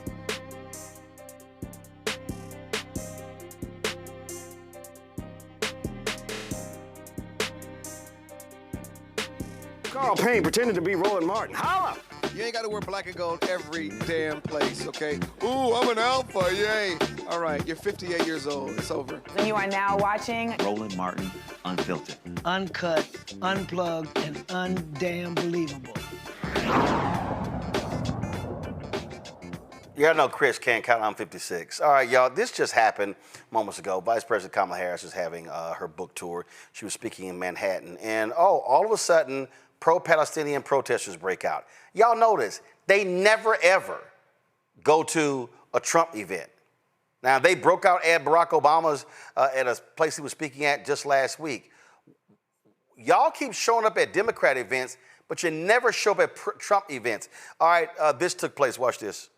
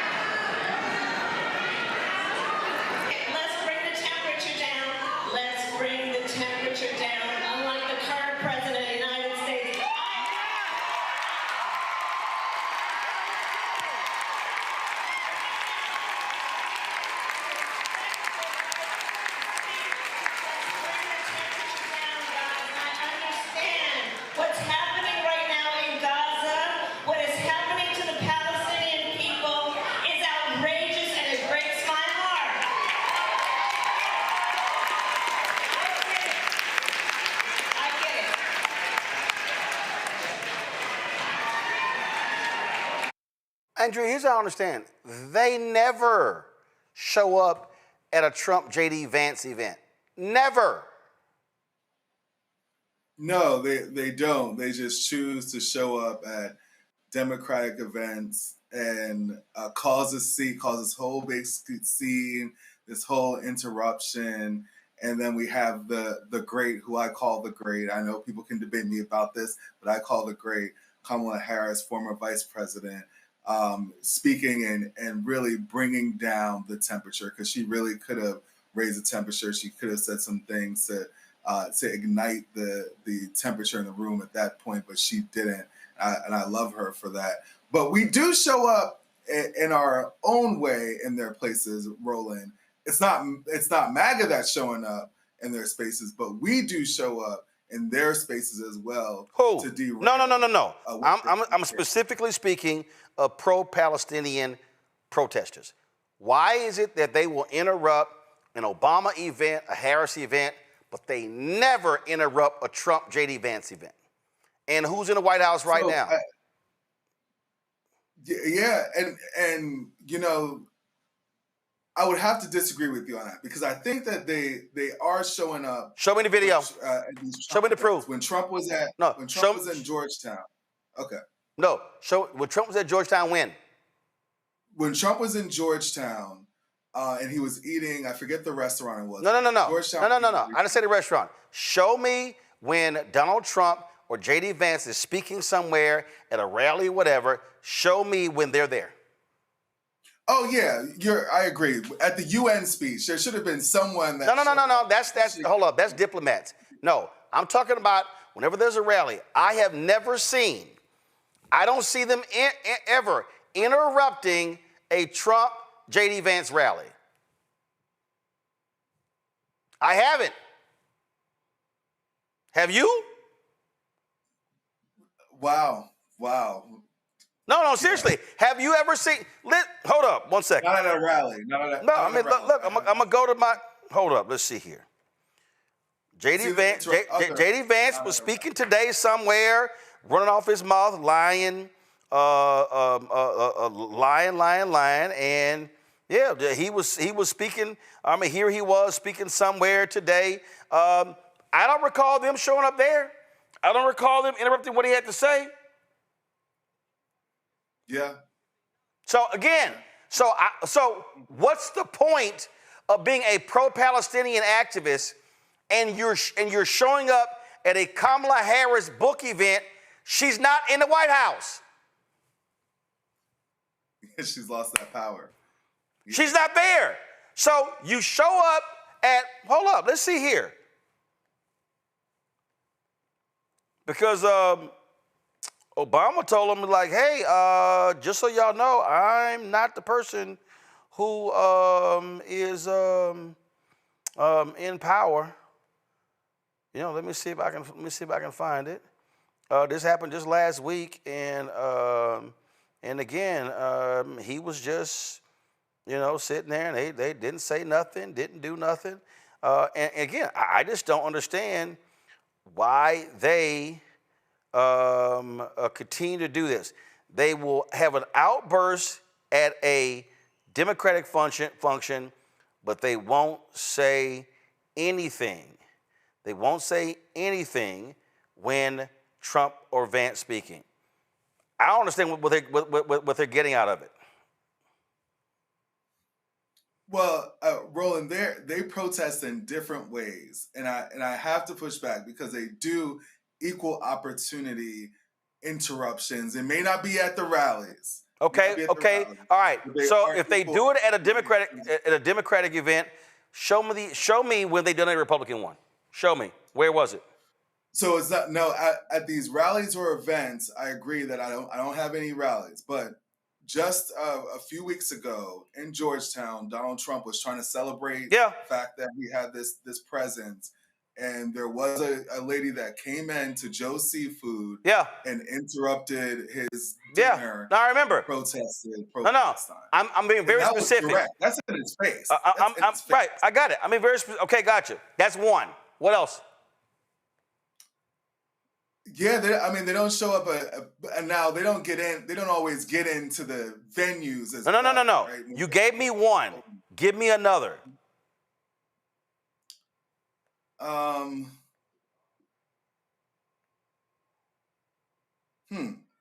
Now, I guess I can't give you a public speech. No, just give me. I'm just gonna ask for another one. J.D. Vance was in. He was at the Union. He was at Union Station doing this photo op. And this was again during. And they and they yelled at him about the National Guard. They yelled at him about the National Guard. They also did Free Palestine as well. Right. So here we go. This is Obama six days ago. So in a week, we've seen them go at Obama, Kamala Harris. No evidence of Trump. Turn it up. The states currently.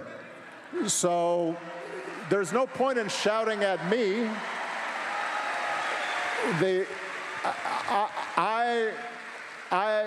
There's no point in shouting at me about it.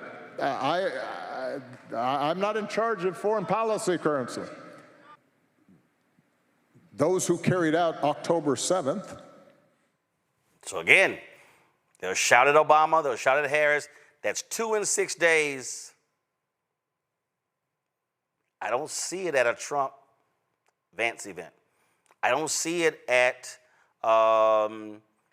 his Secretary of State. I don't see it at a Hegseth event. I don't see it at a Kristi Noem event. It's amazing how the folk, and again, I understand their argument. I understand what they're saying. I understand why they're doing it. My problem is it's pointless to show up at event. How about this here? Show up at a Mike Johnson event. He's the Speaker of the House. Show up at a Thune event. He's the Senate Majority Leader. They don't show up at Republican events. And I believe that what they're trying to do here is garner support from the Democrats, which they have. Wait a minute, hold up. What? Okay, there's no point in Okay, Andrew, here's the problem. Who controls the White House right now? The Republicans. Who controls the House? Who controls the House? Republicans. Who controls the Senate? Republicans. So what the fuck does it matter trying to get something from Democrats? They don't control a lever of government. There's nothing the Democratic Party can do when it comes to what Israel's doing to Gaza. Nothing. They don't have any power. So I don't understand. You protest two people, a former president and the former vice president who's not in office, but you don't protest the person the people who are in office, who actually have the power. I'm confused. Now, they still are protesting them. They're just not doing it in the same format. Okay, so explain to me again. Okay, gotcha. Okay, a couple of people accosted Trump at a restaurant in D.C. Got it. Okay, what else? Show me what else. Don't forget about J.D. Vance. That they accosted him in Union Station as well. And they do show up when it comes to I believe it was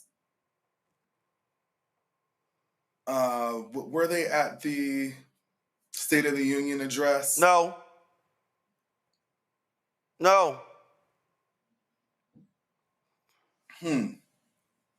Well, somebody needs to speak to that. No, I'm speaking to it. And what I'm saying is, it's performative. If you're going to show up at a Harris event and a Barack Obama event, two people who are not in power, and you do not show up and do the same to Vance or Trump, it's a waste of time. Well, I think that showing up for Vance or Trump is going to be a waste of time anyway, because they're not going to respect the demands. So hold on. I'm now confused. So the people in power aren't going to respect their demands. So I'm not going to show up there, but I'm going to show up to two people who are not in power, who actually respected me and my people more than those two. So that makes sense. to bring awareness. It does. There's going to be a lot more people that are going to be empathetic to that position. Great. So more people are going to be empathetic to your position by showing an event for Harris and Obama, and nothing will be done about your cause, but you feel great because you stood up at a Harris-Obama event, but we're just not going to show up at all to an event of the people who are actually in power. Because would it kill these politicians to stand up and say that genocide is wrong? They have. It seems like hold on. They have. Wait. I'm confused. They have. Obama has. Harris has. Okay, got it. They've said that, but they have no power. So normally when you protest the people who are in power. Normally you put pressure on the people who are in power. You don't protest. That's like black people during the civil rights movement protesting people who weren't the sheriff or the mayor or the county commissioner or the president. So black people were like, yeah, we're going to go protest these people to change the law, but the people we're protesting have no power to change the law. So we're going to go protest them, and we're not going to go protest the people who actually have the power to change the law. So Dr. King, no, I'm not going to go meet with Lyndon Baines Johnson, put pressure on him. I'm going to go meet with Harry Truman, who's not even in the White House, to put pressure on him to get LBJ to do something. Do you see how that makes no sense? No, I agree that the way that you're presenting it, yes, it can make no sense. Right, it doesn't make any sense. Overall, so the logic of but okay, if your goal is to stop something, shouldn't I target the people who could stop it? Yeah, what better place to catch them than while they're eating dinner? Right in their face. Okay, one time. Okay, got it. Hold up. That's one time. That's one time they protested Trump. Give me another one. Not that I could think of off the top of my head. Gotcha, but I can pull up multiple videos of them doing it to Harris during the campaign. Okay, fine. Let's take the campaign. How many times did they interrupt Trump at a rally during the campaign? They're probably not at the rally. Not in the immediate vicinity of the rally. I mean, but that's how many times did they interrupt Harris at the rally? But that's akin to the video we saw in Tennessee of the MAGA guys setting up the stand. No. They were protesting. No, they were protesting Harris because Harris was in power again. So you're protesting Harris and Biden when they were in power, but you're not protesting Trump and Vance when they're in power. It's utterly illogical to me. It's an absolute waste of a protest to yell and scream at somebody who ain't even in office. It's a waste. It's a complete waste of time. All right, Andrew, that's it. We're out of time. I appreciate it. Thanks a lot. Folks, support the work that we do here at Roland Martin Unfiltered. If you want to support our show, please do so by joining our Bring the Funk fan club. If you want to give me a cash app, use the Stripe QR code. You see it right here. You can also use the QR code. Credit cards as well. PayPal, R Martin Unfiltered. Venmo, RM Unfiltered. Zelle, Roland at RolandSMartin.com. Roland at RolandMartinUnfiltered.com. Check some money order. Make it payable to Roland Martin Unfiltered. P.O. Box 57196, Washington, D.C. 20037 0196. Also, of course, download the Blackface Network app. Apple phone, Android phone, Apple TV, Android TV, Roku, Amazon Fire TV, Xbox One, Samsung Smart TV. Be sure to get a copy of my book, White Fear, How the Browning of America is Making White Folks Lose Their Minds. Available bookstores nationwide. Get the audio version on Audible. Also, get our Roland Martin Unfiltered Black Star Network swag. Go to shopblackstarnetwork.com. You can get our t-shirts, mugs, wall art, all kinds of stuff right there at shopblackstarnetwork.com. All these products to my left on the set. You've got gym head wraps. You've got sauces. You've got face cream. You've got toilet paper. You've got hats and shirts, crossword puzzles. All of these are Black-owned products, and you can buy them, folks, at shopblackstarnetwork.com. Shopblackstarnetwork.com. Peruse our marketplace right now to check it all out. Folks, also, don't forget to support the app fan base. And we're going to download the app. Go to download the app. And then, of course, if you want to invest, startengine.com/fanbase. Startengine.com/fanbase. Folks, that is it for us. Tomorrow, we've got members of Congress who are going to be joining us. Congressional Black Caucus Foundation annual legislative conference is taking place, kicked off today, so we're going to be having some various stuff covering that as well. So that's what we got going, folks, and we'll see y'all tomorrow right here, Roland Martin Unfiltered on the Black Star Network. Holla!